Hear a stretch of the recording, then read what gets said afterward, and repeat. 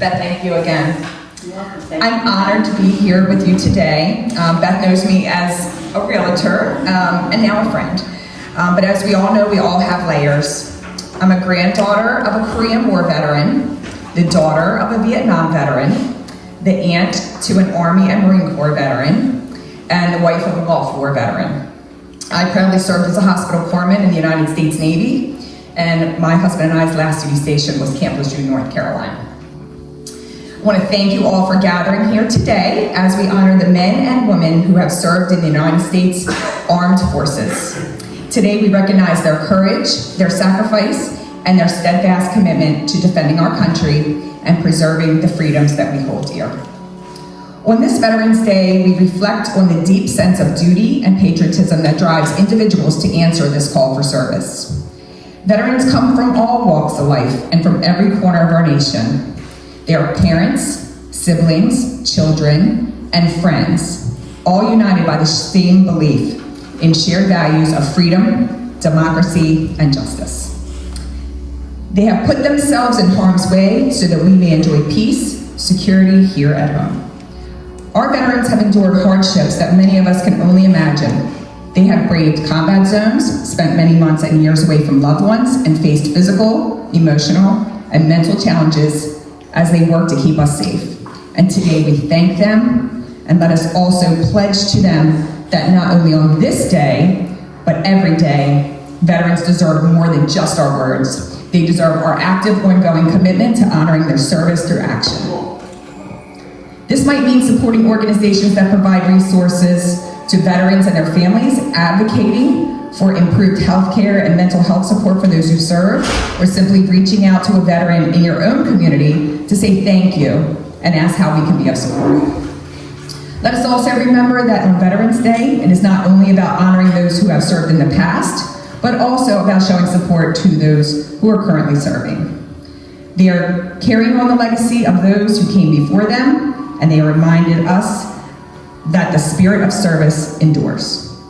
To all veterans, your dedication, resilience, and sacrifice do not go unnoticed. We are profoundly grateful for everything you have given this country. You are a true embodiment of honor, and we owe you a debt that can never fully be repaid. Thank you for your service, thank you for your sacrifice, and for inspiring us all. May we each strive to honor you not only with our words, but our actions today. And like I said, I put together this handout of veteran resources and volunteer opportunities in our area.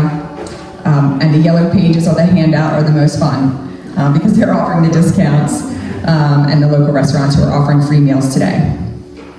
If you'd like an email copy, just let me know. I'll be over here at the end of the service. Thank you. Yay. I come from a long line of veterans. My father was a World War II veteran in the Navy, in the Marines, and basically served in World War II. I have an uncle who I'm named after, unfortunately died around the age of 18. He was at the bombing of Pearl Harbor, and he's buried over in Hawaii. And I ended up following in their footsteps on joining the United States Army and served in 2 MOSs, which were military occupational services, as a corpsman, and then went up to X-ray technician. During that time, I did 2 tours over in Germany. I'm non-combat, but I did do 2 overseas tours and enjoyed every minute of my military service. And I have cousins that are younger than me that all became officers within the Air Force and also Naval, and doing different jobs there. My name is Jim McMahon, not the quarterback for, I was here on Earth before him. I served from, in the Army from 1964 to 67, and I went to Vietnam in 1965 to 66. I served in a transportation outfit, and we did travel all over the country in Vietnam. And I lost some friends over there.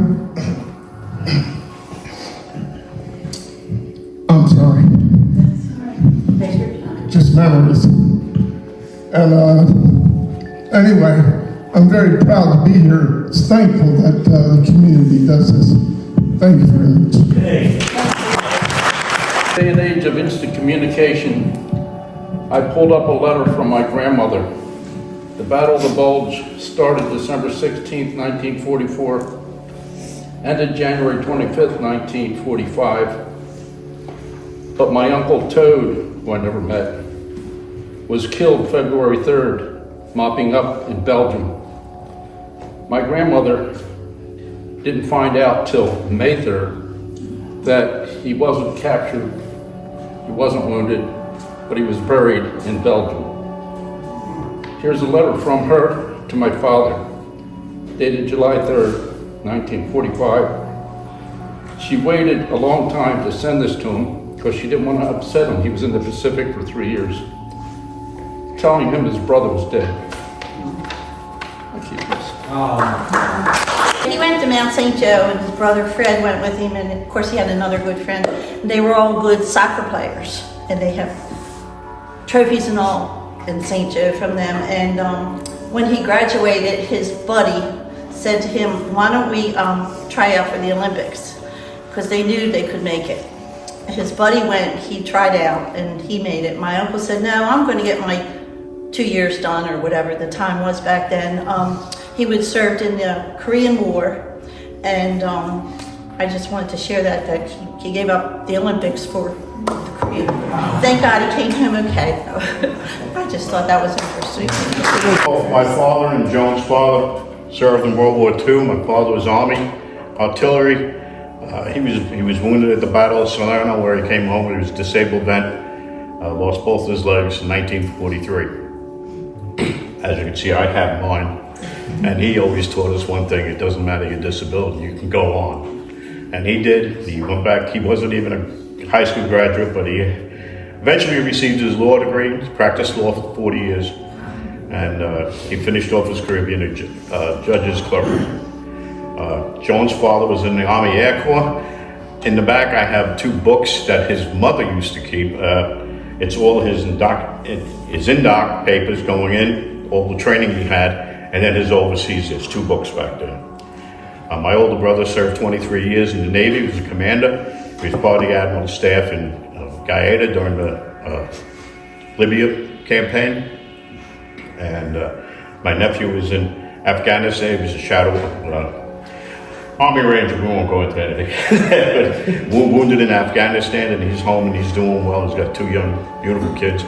And Joan and I's eldest son is Lieutenant Commander in the Coast Guard, and he's over here out in Virginia at headquarters right now. But he's been New York. He was head of waterways up in Buffalo. He's did 2 tours in New Orleans.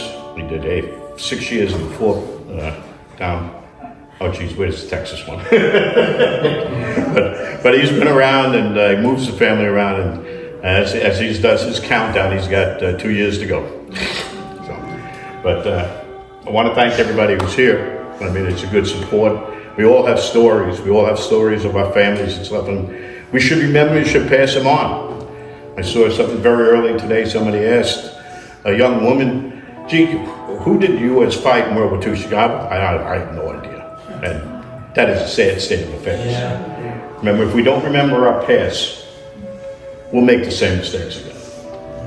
And so we are to remember that. So thank you all again for coming. Thank you. And like a lot of people there, he didn't like to talk about it. He would never tell you anything about what he did, where he was, etc. He made the seemingly wise decision to join the Army in the summer of 1941. So when the war broke out, he was, of course, a second Louis, and he didn't come home till 45. The only story he ever told was that he was at Iwo Jima, and he couldn't sleep. So he got out of his tent, went for a walk, and a mortar hit his tent and blew it up.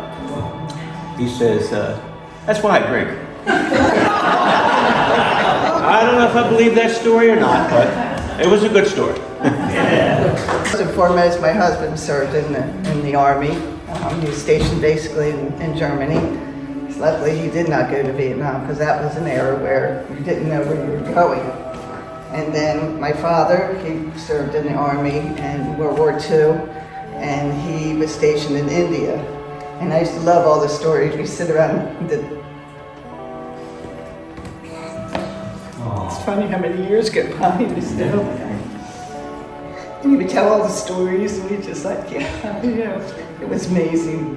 And then Jimmy's dad, he served in the Navy, and he was on the USS Fog, which got torpedoed in half, and he was one of the lucky ones. There were like 15 guys that died in that thing. But the ship was rebuilt, you know. So, you know, he carried, Jimmy looks at this all the time, pulls it out, and he says, I wish my dad was here so we could talk about this. But anyway. This is probably one of the most important events that we hold in our community. It's near and dear to many of us. I did not serve. I served as a daughter of a 25-year lifer in the Army. I was born into the military, and my dad retired when I was 17, so I traveled the world. He spent 5 tours of duty in Vietnam. My life changed dramatically because of that, as did his. You know, I talked with my siblings. When my dad died, I was 40 years old, so that was a long time ago. We talked about writing his eulogy because our mother had already passed. And we talked about the father that we knew when we were young children, and then the father we knew years later after 5 tours in Vietnam. He was a different man. He wasn't the guy who came home and sat and watched cartoons with you. He wasn't the guy anymore who came home with hugs and kisses. My mother was the only one who got those. That all changed because he saw too many things, and we didn't hear the stories. The only people who heard the stories were my uncles who served along with him. I am extremely proud that my grandfather was in the military. 6 of my 8 uncles served, my brother, cousins, and that continues today. And so it's an amazing experience. But as I talk to all of you throughout all of these events every year, there's a similar thing. You left family at home. And so thank you to all of those families at home, because these folks wouldn't have been able to go and do the things that they needed to do if they didn't know that their families were taken care of at home. And I was just talking with Bob earlier this morning that I remember those Christmases when my dad was in Vietnam and I was just a little kid. And I would sit there wondering, what's he doing today? Because he wasn't with us. And my aunts and uncles would talk me through all of that and talk my siblings through all of that because it was important. We knew what he did was important. So thank you. Thank you to you who served physically, and thank you to all of you who served at home. My dad was in the Navy and the Marines. I don't have a lot of memories because he passed away when I was 7. But he did serve. But also his oldest son, my half-brother, Clark, served as a tank commander in the Army during the Vietnam War.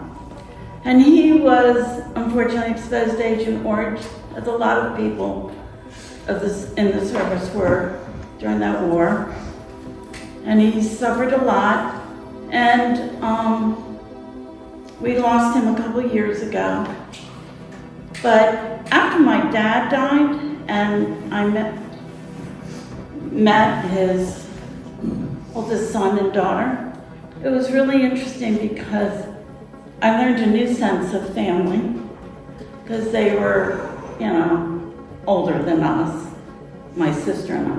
But never a day went where we didn't talk and say, I love you. And you never realize how much that means to us. Just having the chance to say that at the end of a call or at the end of the visit. So I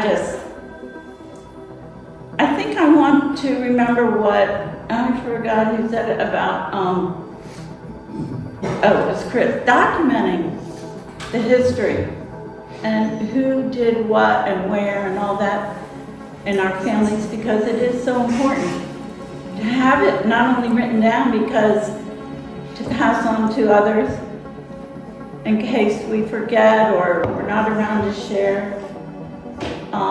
Kevin's brother served in the Navy? Army, sorry, in Iran, correct? He was in Germany and then was in Iran. Right. So, and unfortunately, That's where his two sons were born in Iran. wow. So, and unfortunately, we have lost him as well. But I want to thank you all, because volunteering to help Carol with this event today gave me new meaning to those that served, the families that stayed home, and that's all I'm going to say.